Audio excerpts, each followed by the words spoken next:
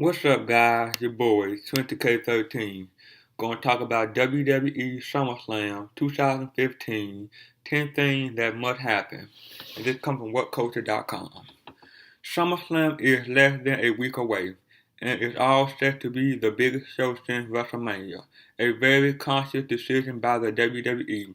The extension of the show to 4 hours, the inclusion of a celebrity host in the form of Jon Stewart, and the booking of a huge marquee main event are all deliberate steps taken to ensure that SummerSlam has a decidedly grander feel than usual.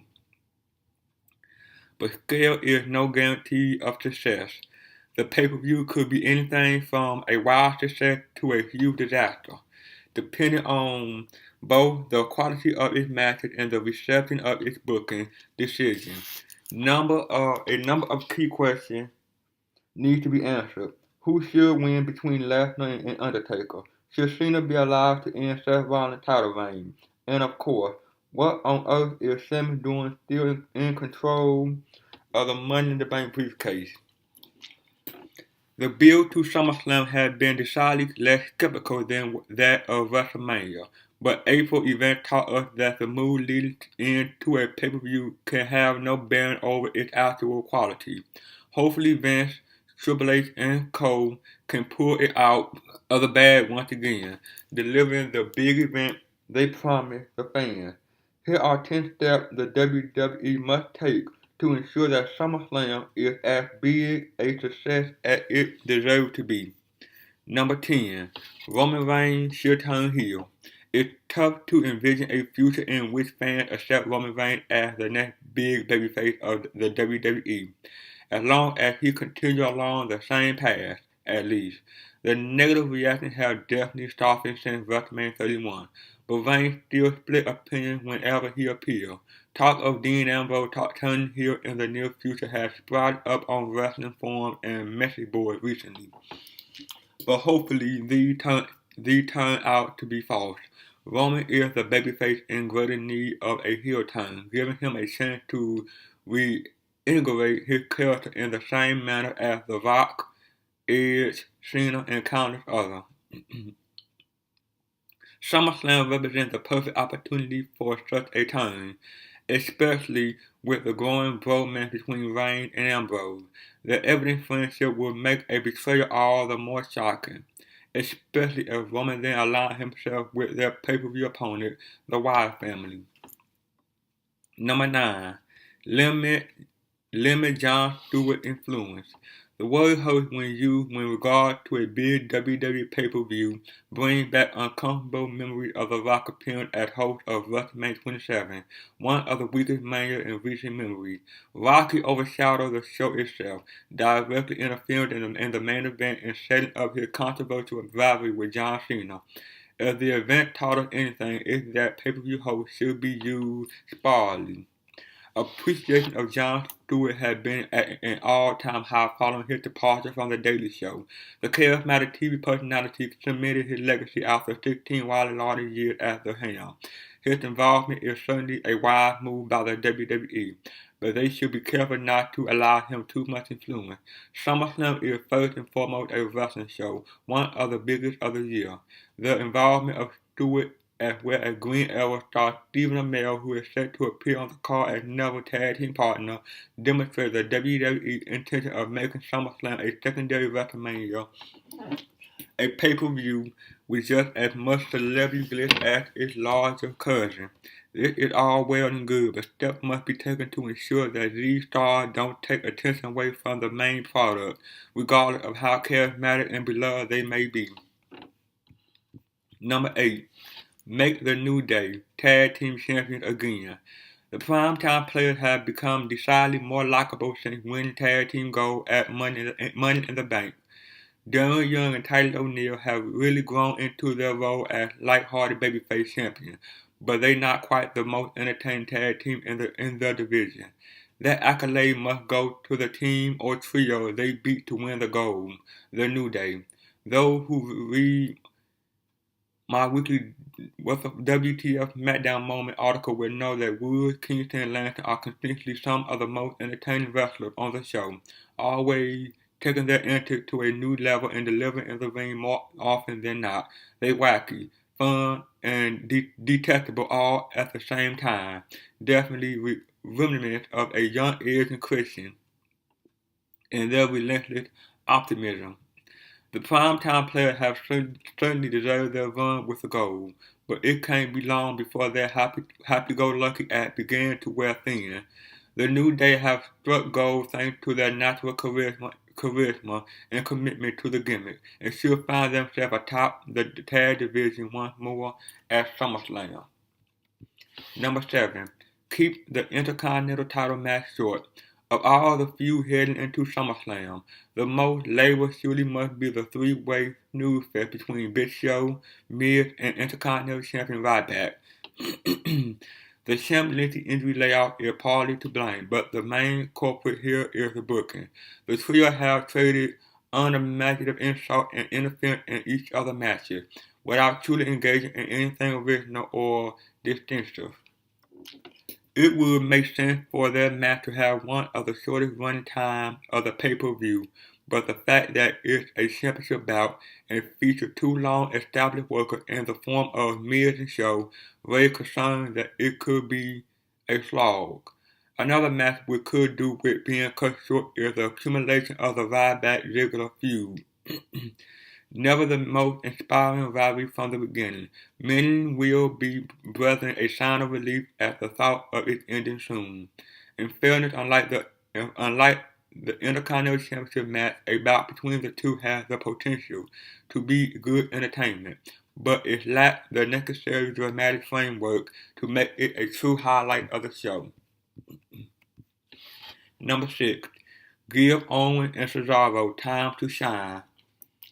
While some matches should definitely be cut short, SummerSlam 4-hour length means that some should definitely be given extra time to shine. The prime candidate in this regard is surely Cesaro and Kevin Owens, featuring two of the best workers on the current WWE roster. Both have a lot of experience on the independent scene and an exciting style, as well as the ability to go for a considerable amount of time. Cesaro's stock continued to rise as a single competitor, defying the rumored expectation of Vince McMahon, who is thought to have said the Swiss grappler wouldn't catch on. Owen is coming off the back of an enthralling trilogy of matches against John Cena, but has done little of note since then. Both could elevate themselves to the next level of their career with a classic encounter at the pay-per-view. Unfortunately, there is no guarantee this will be the case. The WWE are notorious for bumping promising matches to the pre-show, and although Cesaro vs. Owens is surely a big enough matchup to retain its spot on the main card, it could well find itself cut short to make room for a Raw extra promo or moronic celebrity statement. Number 5. In the Stardust gimmick. Speaking of celebrities, Stephen Amell actually looked relatively comfortable in the ring during his recent Raw appearance. His tag match would see him team up with Neville to take on Stardust and Wade Barrett, a match which, with candy enough booking, should be an acceptable part of the show. However, the aftermath is very important. Cody Rhodes has long been one of the most underappreciated superstars on the roster, constantly kept in the mid-card despite his fantastic in-ring skills and versatile charisma. He has thrown himself headlong into every gimmick put in front of him, including his current Stardust persona. However, as entertaining as his performance has been, the time has surely come for a babyface run. Cody should put his heel gimmick to bed, and there is no better platform on which to do so than this Sunday at SummerSlam. It doesn't need to be complicated. He could wind up on the losing team, find the hero he's been looking for in the form of Neville or Amell himself, and realize the error of his ways. He could then save the Green Arrow star from a bad beatdown, wipe off his face paint, and embark upon a push as the brave babyface he's more than capable of portraying. Number 4. Sasha Banks need to win. The 9-person elimination match is one of the more